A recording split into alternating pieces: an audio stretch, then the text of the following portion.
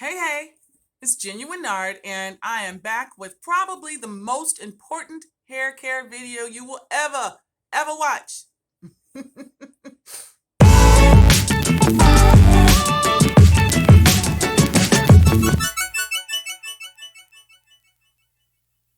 We're in the breakage series, and the number 2 out of 6 most common causes for hair breakage is heat. And now we have all heard heat damage, heat damage, heat damage. But this video is different. It's going to tell you exactly how hot is too hot and give you some really good tips on how to protect yourself and your hair. So this video is one of my favorites, and if you don't watch any other Genuine Nard videos, this one is a game changer. Let's roll that footage. Heat styling tools are the sneakiest causes of breakage because at first they make our hair look great, and you can heat style over and over again with no visible damage. Then suddenly your hair starts breaking off. And people say you can reverse the damage, but it's like trying to unfry bacon. Once it's cooked, I believe it is cooked, chemically changed forever. My goal is not to repeat what you already know, but to give you the information you need so you can know how hot is too hot when it comes to styling and how to protect yourself. Now, this video is going to give you the knowledge you need to safely heat style if you choose that option. Heat damage is the result of using direct heat to dry or to style the hair. Due to the high heat or applying direct heat for too long, the hair's curl pattern can permanently lose integrity. In many severe cases, the hair is burned out, it breaks off, and it falls out with scarring tissue to the scalp. Now the question is, how hot is too hot? There are 2 temperature reasons of crystalline melting. One is the hydrogen bonds breaking called region 1.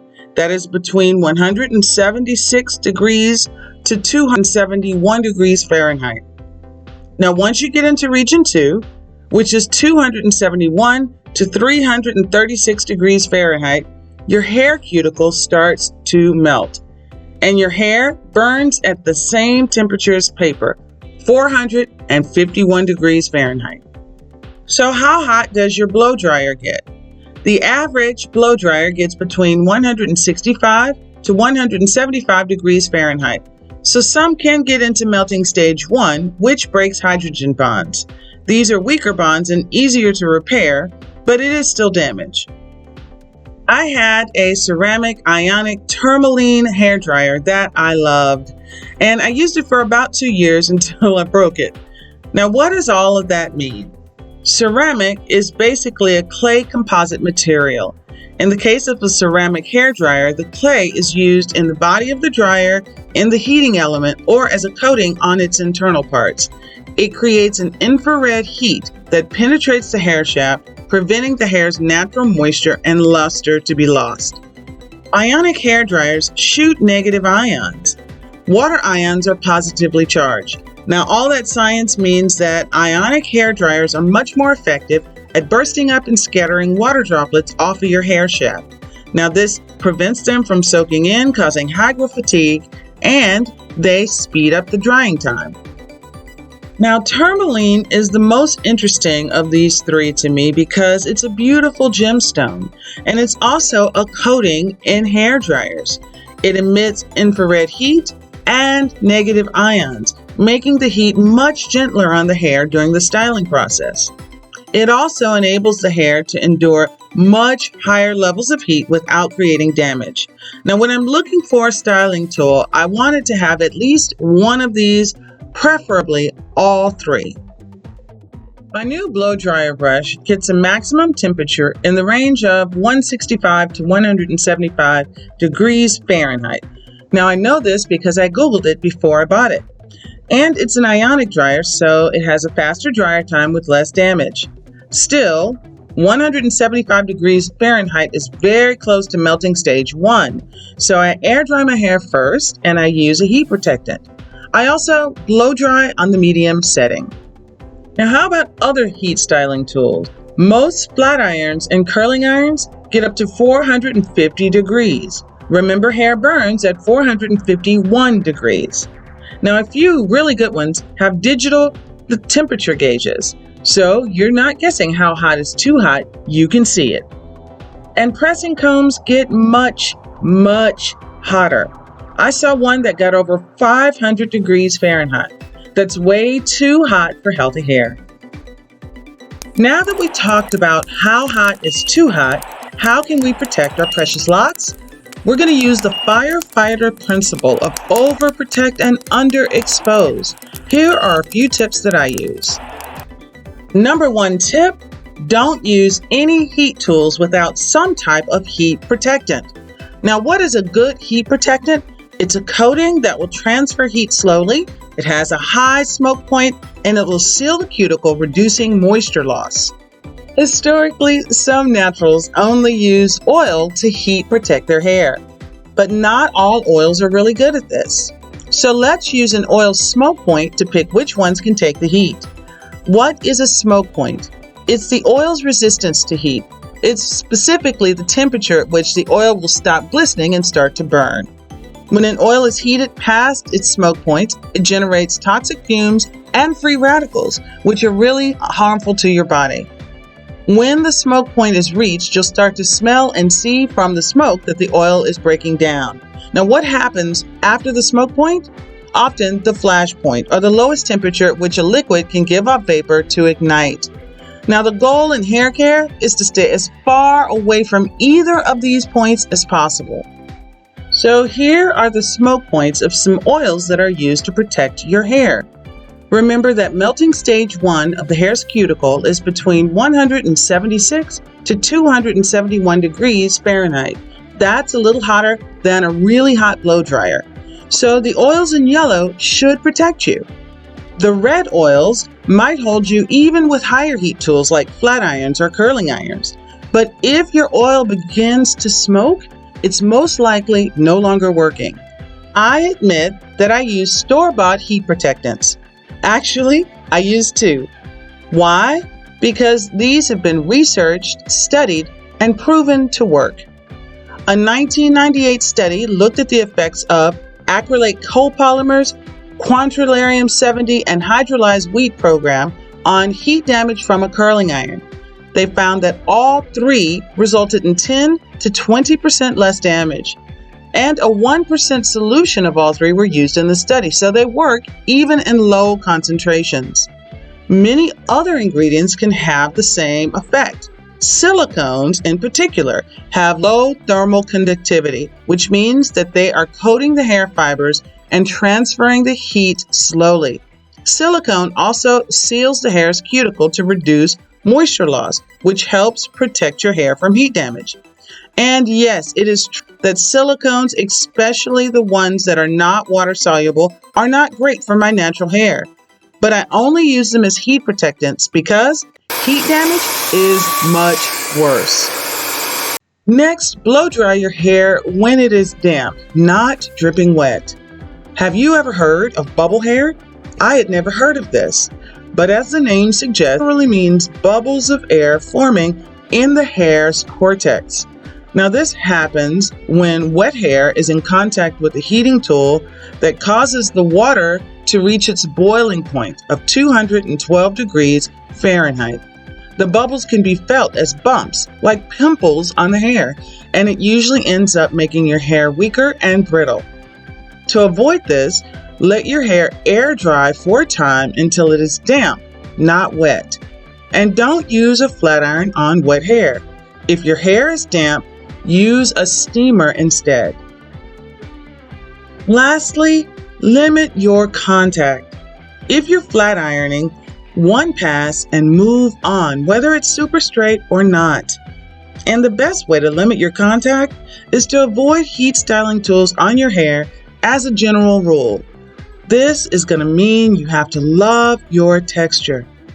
And then when you do use heat tools, use them for a more accurate trim or the occasional change of look. Now, I still straighten my hair, but it's never really that straight. And it's only every 1 or 2 months. usually when I'm doing a video just to stretch it and show that it's still growing. Now, once you get the habit of limiting the heat styling tools on your hair, you'll have fewer breaks. Now, I have to tell you, this is one of my favorite videos. It's one of my favorite because it's so practical. For years, I'd say since I was around, 14, 15, I've been using heat styling tools. And I had no idea how hot they got. Most of the people that I walk around, when I find people in the store and I love their hair or whatever, I talk to them and I ask the simple question, how hot does your curling iron get? How nobody knew. And I didn't know either until I did some research. So now that you and I, we are the select few who have some information in our pocket, we can shop so much smarter. So when you are looking for heat styling tools, we know we are looking for those three miracle words, right? Ionic, tourmaline, and ceramic. We're looking for all of those as much as we possibly can. We're also looking for tools with temperature gauges and don't get anywhere near 450 degrees. Now, what is that going to mean to your hair if you have textured hair? It's going to mean your hair is not going to get as straight. This is a big conversation because if you are anything like me, I have 4C hair. I'm not mixed with anything but my mom and my daddy, right? I